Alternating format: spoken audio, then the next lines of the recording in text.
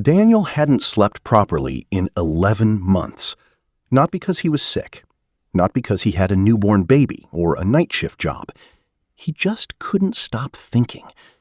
The moment his head touched the pillow, something in his brain switched on, replaying conversations from 3 days ago, planning things that didn't need planning yet, building problems that hadn't happened, and solving them anyway. He thought it made him sharp. He was wrong. Daniel was 26. Smart kid. Always had been. The kind of person who finished other people's sentences, who spotted the flaw in a plan before the meeting was even over, who people called intense and meant it as a compliment.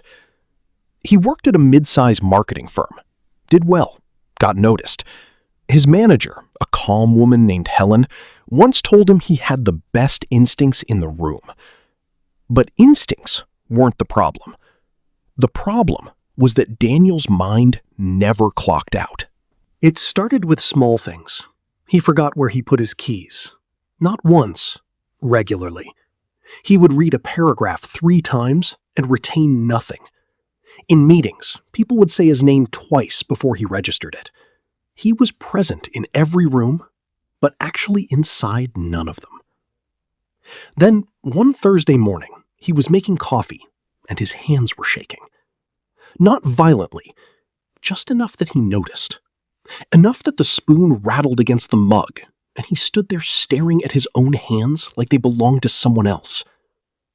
He sat down at the kitchen table and realized he was exhausted in a way that sleep hadn't touched in months. Not tired, exhausted. The kind that goes all the way down to somewhere sleep can't reach. That weekend, he went to visit his uncle, a man named Patrick, who lived alone in a small house about an hour outside the city. Patrick was not a remarkable man by most measurements. He had worked as a carpenter his whole life. He didn't own a lot. He didn't talk a lot. He had a garden he maintained every morning and a dog named Chester that slept near the back door. Daniel had always liked Patrick, but never quite understood him. The man was so still. It almost made Daniel uncomfortable. They sat on the back porch after lunch. The garden was quiet. Birds somewhere in the trees. Chester breathing slowly near the steps. Daniel was already thinking about the drive back, about the email he hadn't replied to, about whether he had said the right thing in a meeting on Friday.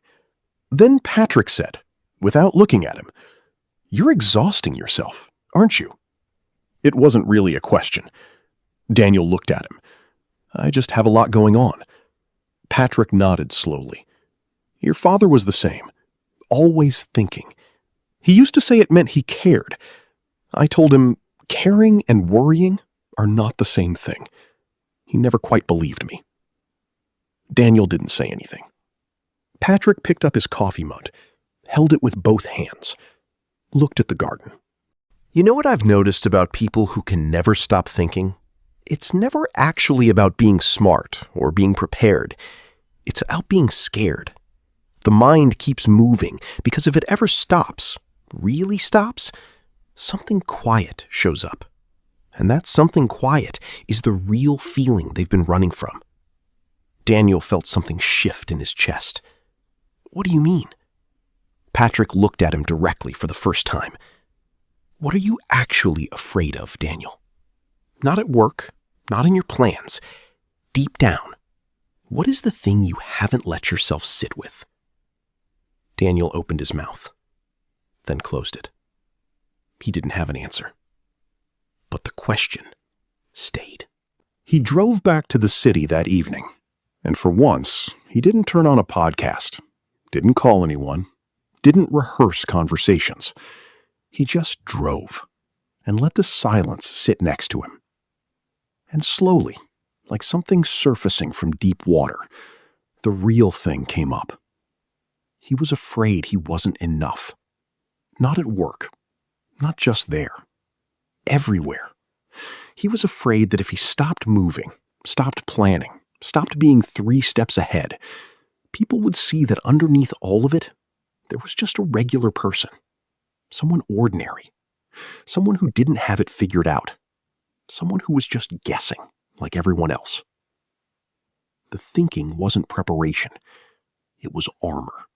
He had built an entire fortress inside his head to protect himself from one simple feeling: the fear of being seen as less than what people expected. And that fortress was now the thing destroying him. He didn't fix it overnight. That's not how this works. But he started doing one thing differently. Every evening, before dinner, he sat for 10 minutes, without his phone, without music, without thinking about tomorrow. Just sat. And when the thoughts came rushing in, and they did every time, he stopped trying to follow them.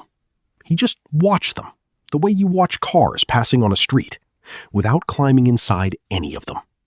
Some nights, it felt impossible. Some nights, his mind screamed at him to get up and do something, check something, plan something. But he sat anyway. And slowly, not in a week, not even in a month, the shaking stopped. The fog in meetings lifted. He started sleeping in a way that actually meant something in the morning. He didn't become less sharp. He became sharp in a different way. Cleaner, present. Not 3 conversations ahead, actually inside this one, right now. Helen noticed at first. She told him he seemed different. He said, "I stopped trying to control everything I couldn't see yet." She looked at him for a moment and said, "That's harder than it sounds." He smiled. "I know." A strong mind is not a mind that never stops. A strong mind is one that knows when to move and when to be still. One that can sit in silence without running. One that can feel something uncomfortable without immediately covering it with plans and noise and activity. If your mind never rests, don't be proud of it. Be honest with it. Ask it what it's running from. Because the answer to that question is not in your next plan, your next goal, your next worry about something that hasn't happened yet. It's in the quiet. It was always in the quiet. And the moment you stop being afraid of that quiet, your mind finally gets to rest. Not because life got easier, but because you stopped being at war with yourself. If this story touched something in you today, like, share, and subscribe for more stories.